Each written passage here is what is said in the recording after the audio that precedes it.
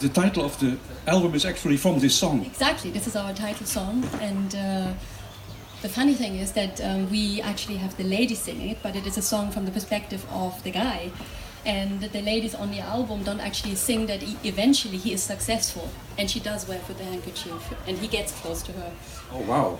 But with the Leila family, it's the man who sings it, and then he unbuttons his vest, which is very moving in a way. You could call it that. And he has almost no teeth.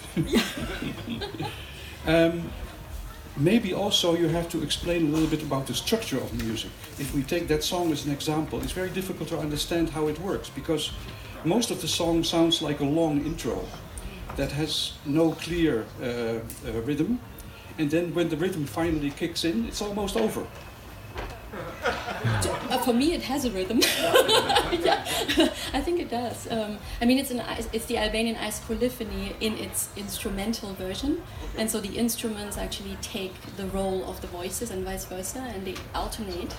And that's what they do. They have different melody lines. There's often a first voice, a second voice, sometimes a third voice, and underneath of all of it is an iso.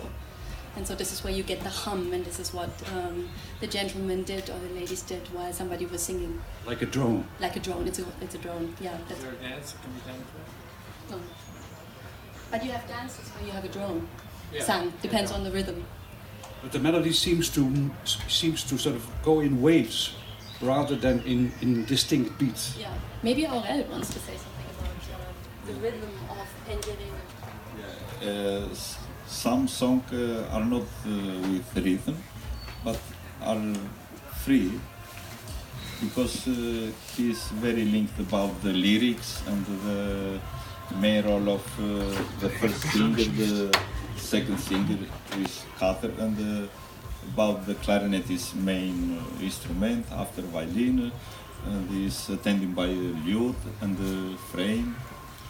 But it's very special music just in South Albania and in north of Greece. It's Epirus music. The structure of this music is based on the pentatonic scale, just 5 notes. It's very interesting. We can find just in South Albania and in North Greece, Epirus. And so we are very friends. For many years we are playing together the same music. We love it. And so after one very successfully tour in England, we are coming here in Netherlands. It's actually amazing what you can do with those 5 notes, to me. This is the secret of this music. Yeah. In the past, there were only voices. There were no instruments. Yeah. Many years of ancient age, it was without instruments, just the voice. But step by step, we can do addition violin. The first it was the flute, the very old instrument, the first instrument which was attending this music.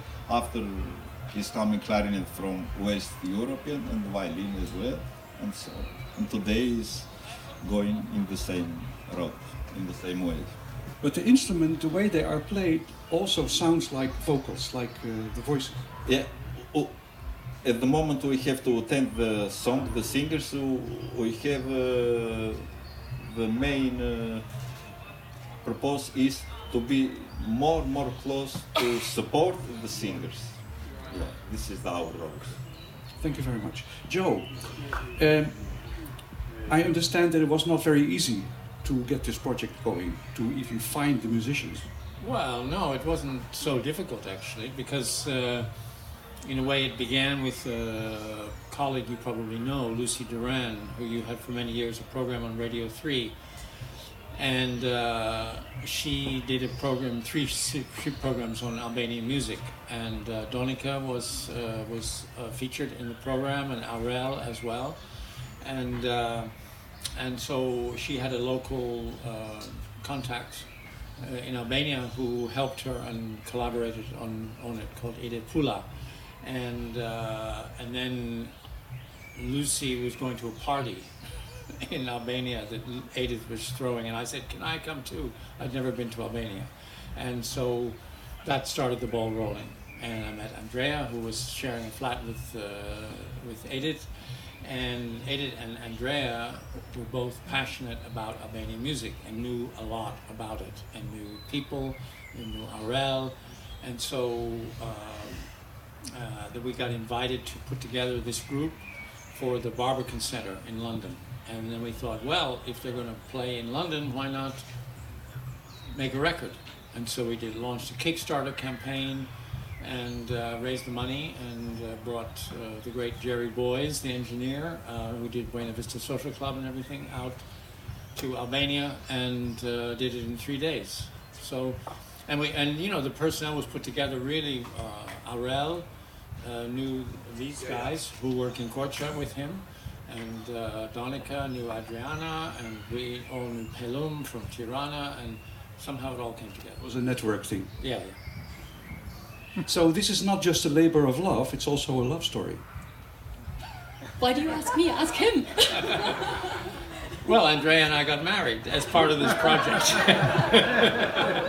It's always me that gets asked about the love stories. Yeah, I made a mistake. Come on. I fucked up. Yeah. Sorry about that. Yeah, she's the specialist in the music. I'm the specialist in the romance. So, can these musicians survive in Albania on their music, or do they have to find other jobs? Well, it's very difficult at the moment. During the communist period, there was a lot of support for traditional musicians. For example, if you prepared for the Girocastra festival every 5 years, musicians would retreat for 3 months and practice one song and be subsidized for that. And nowadays, most musicians have to find another way of earning their wages and then play music on the side. So, how is it for these musicians here? I think most of them have jobs. Do you want to hear what they do? Or? Well, I mean, I hear there is a priest in the there's ensemble. a priest. Robert has become a priest at the end of communism, and he takes care of, I think, 13 churches in the area of Permet. And at the end of the church service, and sometimes for weddings, he changes his outfit and he sings at the wedding. Permet is one of the centers where for this Saza, right? In the south of Albania. It's like mountain music. I wouldn't really call it mountain music because that evokes the wrong feeling. It's urban music in the cities in the south, but there is mountains around. And there's basically the musicians come from 2 places in the region. You have several centers of this music, but they are 2 of the big hearts of Saza. Are there any burning questions from the audience? Which are the centers of this music? I hear Permet and the others. Qirjo? Qirjo, I don't know.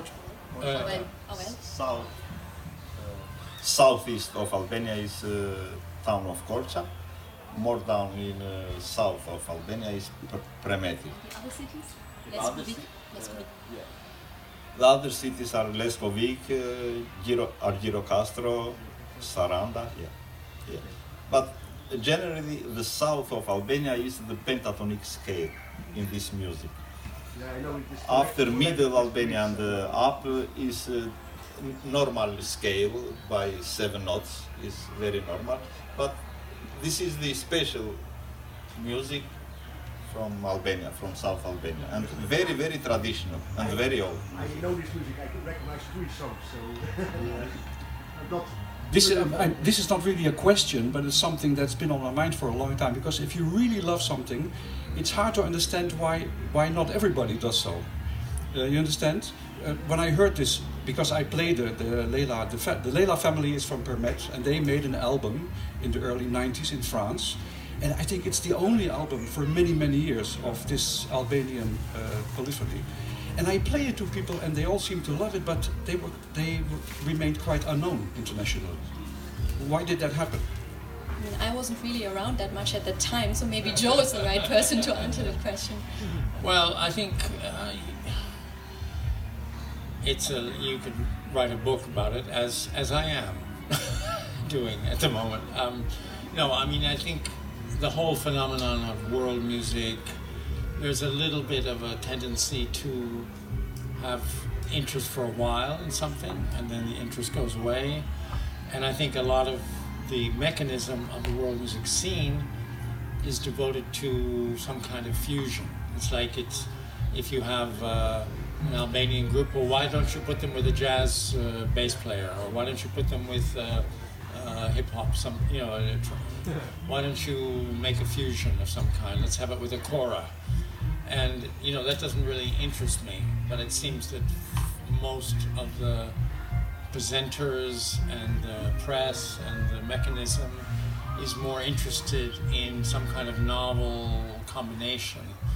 And so, something that's just, that's what I love about this music, is it's not postmodern.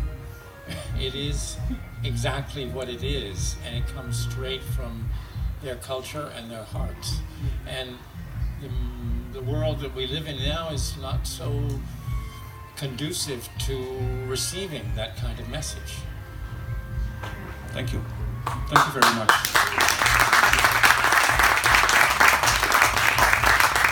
Andrea Goetler and Aurel Qirjo. And Saz'iso. Once more, a big thank you. Thank you.